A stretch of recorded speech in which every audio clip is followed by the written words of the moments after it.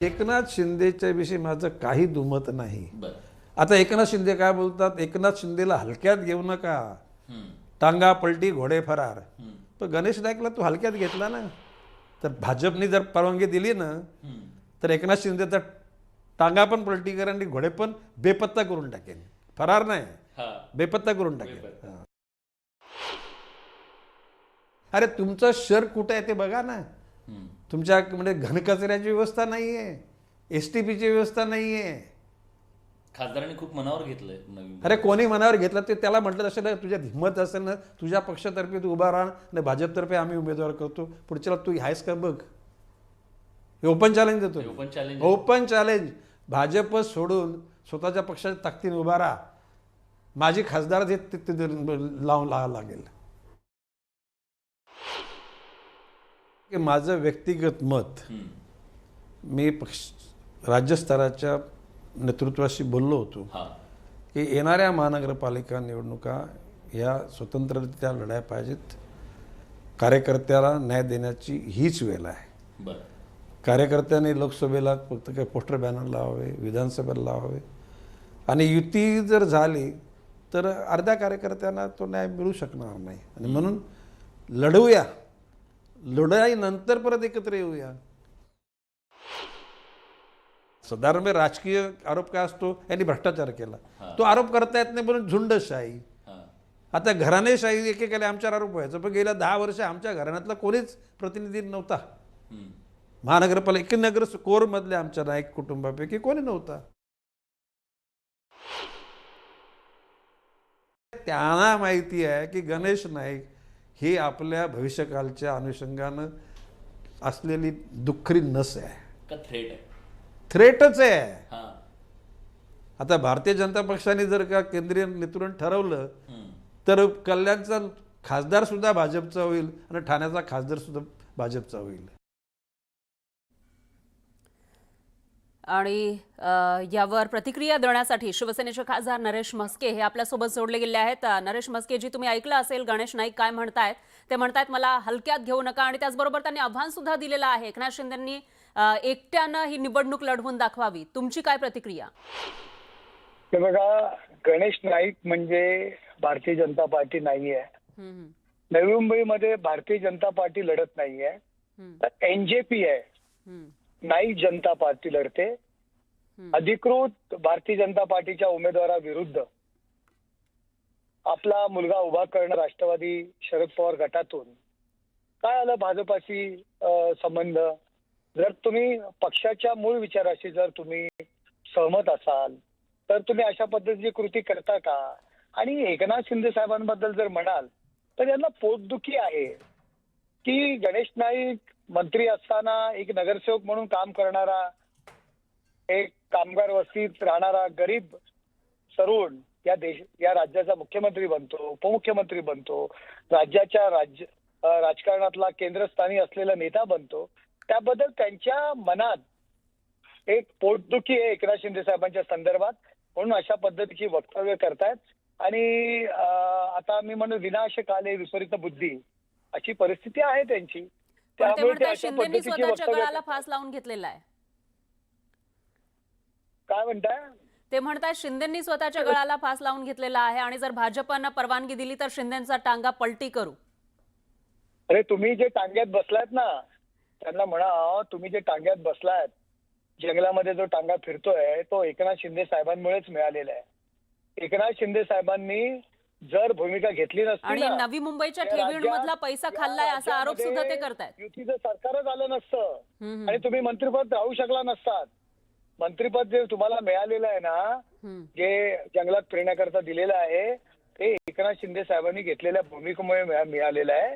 आणि नवी मुंबईमध्ये आता तुमचा टांगा पलटी होणार आहे म्हणून अशा पद्धतीने तुम्ही सैरभैर झालेला आहात। ते सैरभैर झालेले आहेत। त्यांचा वयाचा मान राखून मी काही जास्त बोलत नाही, परंतु ते सैरभैर झालेले आहेत। पण त्यांनी आणखी एक आरोप केलेला आहे म्हस्के सर, तो म्हणजे ते म्हणतायत की जे काही ठेवी आहेत नवी मुंबईच्या त्याच्यातला पैसा खाल्ला, आणि मागील 4-5 वर्षांपासून प्रशासकाचं राज आहे, त्या माध्यमातून कोण इथं काम करताय असा सवालही ते उपस्थित करतात, आणि एक प्रकारे बोट ते शिंदेंकडे दाखवतायत। अहो, चांगल्या झाल्या कामांचं श्रेय घेत आहेत। आणि टीका करतायत. त्यांना माहिती आहे आता त्यांचा टांगा पलटी होणार आहे. बँकेतल्या ठेवीचं हे म्हणणं आहे कोविडच्या परिस्थितीनंतर सगळ्या महानगरपालिकेची काय अवस्था होती. आता जर शहरामध्ये जर कामं करायची असतील, महानगरपालिकेचं व्याज कमवणं हा महापालिकेचा उद्योग नाहीये. लोकांची कामं करणं हा उद्योग आहे. आणि कामाकरता जर ठेवी वापरल्या असतील तर यांना काय पोटदुखी आहे. यांचं कमिशन जे काय ते मिळालं नाहीये का. त्यामुळे बँका जे काय देणार आहेत त्या किट काय म्हणतात ना, त्याला काहीतरी म्हणतात किक बॅक का असं काहीतरी, त्यामुळे त्यांचं नुकसान झालंय का. बघा हे सैरभैर झालेले आहेत नवी मुंबईतली परिस्थिती पाहून. नवी मुंबईतील गेले 2 दिवस एकनाथ शिंदे साहेबांच्या रॅलीला जे काही प्रचंड असा प्रतिसाद आहे ते पाहून बहुतेक हे सैरभैर झालेले आहेत. एवढ्या वर्षांपासून नाईकांचं त्या ठिकाणी वर्चस्व आहे. आता शिवसेनेचं काय विजन आहे नवी मुंबईसाठी, हा एक माझा शेवटचा प्रश्न आहे. तुमचं काय उत्तर असेल नाईकांना कामाच्या माध्यमातून? लोकाभिमुख महापालिका बनवणं, एक कंपुशाहीच्या तावडीतून महानगरपालिकेची मुक्तता करणं, सर्वसामान्य जनतेला ती महानगरपालिका आपली आहे, पुन्हा एका कुटुंबाची नाही, अशा पद्धतीचं नवी मुंबई महापालिका करणं, नवी मुंबई नवं सरकार. पण त्याचबरोबर म्हस्के सर, आणखी एक प्रश्न आहे. भाजपनं ठरवलं तर कल्याण डोंबिवलीचा आणि ठाण्याचा खासदार सुद्धा भाजपचा होईल असं गणेश नाईक म्हणतायत. यावर काय उत्तर द्याल? गणेश नाईक साहेब म्हणजे भाजप नाही. गणेश नाईकांनी कधीतरी माननीय नरेंद्र मोदीजी, अमित शहा, देवेंद्रजी पण फडणवीस मागच्या निवडणुकीमध्ये भाजपकडून त्या जागांसाठी मागणी करण्यात आली होती, अशी ही चर्चा होती. त्यांनी वक्तव्य केले, त्यांच्या विरोधात कधी ते बोललेच का? याउलट त्यांना मिठ्या मारताना आपण पाहिलंय. त्यामुळे गणेश नाईक म्हणजे भाजप नाही.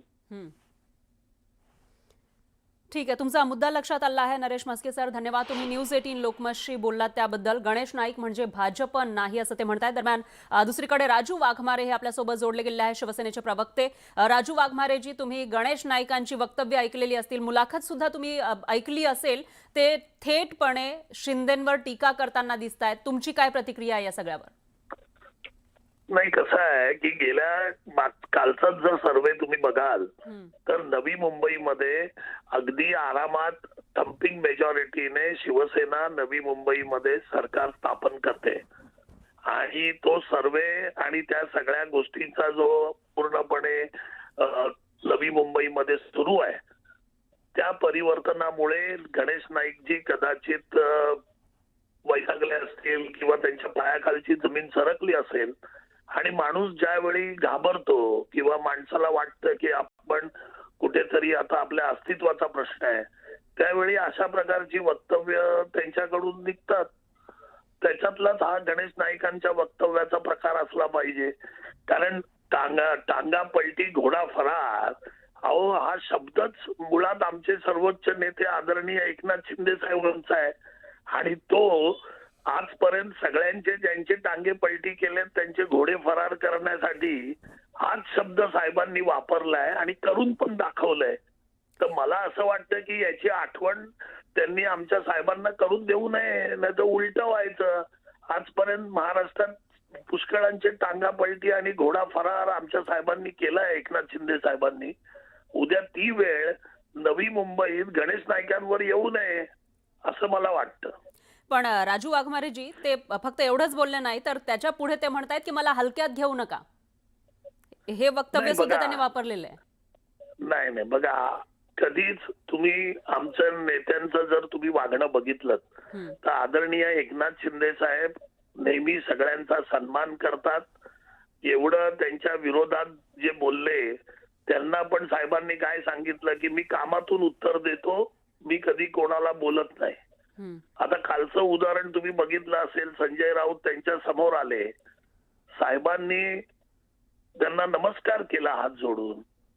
त्याच्यामुळे आमचे साहेब कधीच कोणाला कमी लेखत नाहीत, प्रत्येकाचा सन्मान करतात. आणि गणेश नाईक तर साहेब वयाने मोठे आहेत, त्याच्यामुळे त्यांना हलक्यात वगैरे आम्ही कधी घेत नाही. ती भाषा पण आम्ही वापरत नाही, कारण शेवटी महायुती मधले घटक आहे.